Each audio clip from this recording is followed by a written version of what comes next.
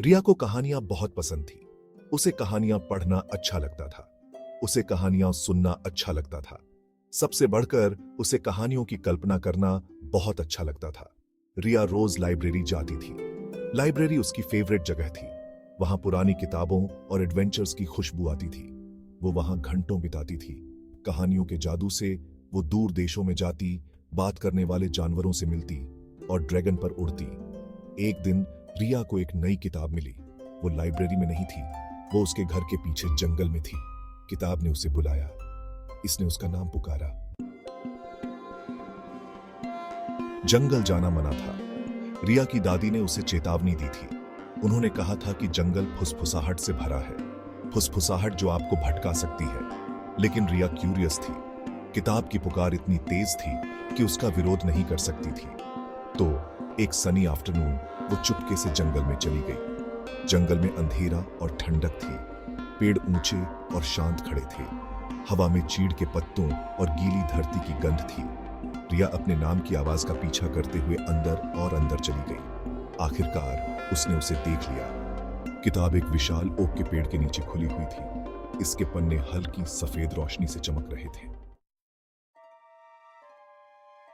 यह किताब रिया ने पहले कभी नहीं देखी थी।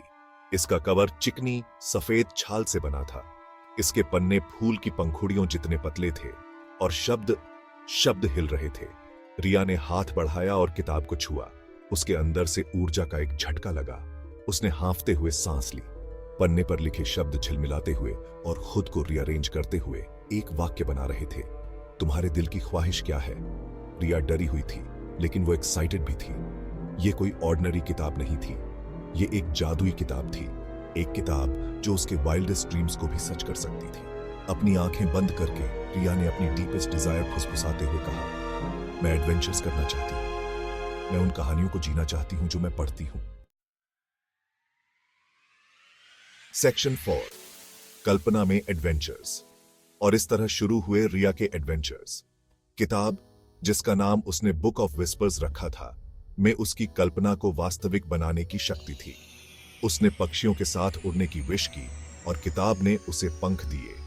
उसने पानी के भीतर सांस लेने की विश की और किताब ने उसे गिल्स दिए। उसने जानवरों से बात करने की विश की और किताब ने उसे उनकी भाषा समझने की शक्ति दी।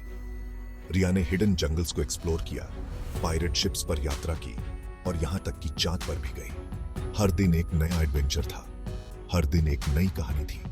लेकिन ग्रेट पावर के साथ ग्रेट रिस्पॉन्सिबिलिटी भी आती है। रिया अब यह सबक बहुत हार्ड वे से सीखने वाली थी।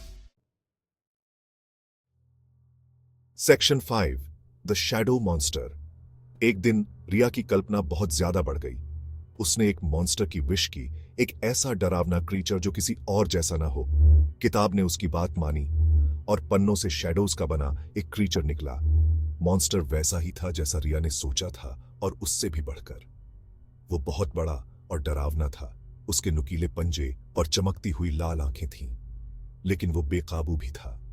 वो दहाड़ता हुआ जंगल में घूम रहा था और अपने रास्ते में आने वाली हर चीज को नष्ट कर रहा था।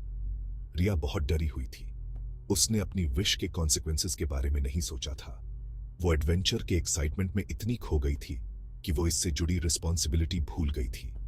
मॉन्स्टर उसकी क्रिएशन था और वो जानती थी कि उसे इसे रोकना होगा।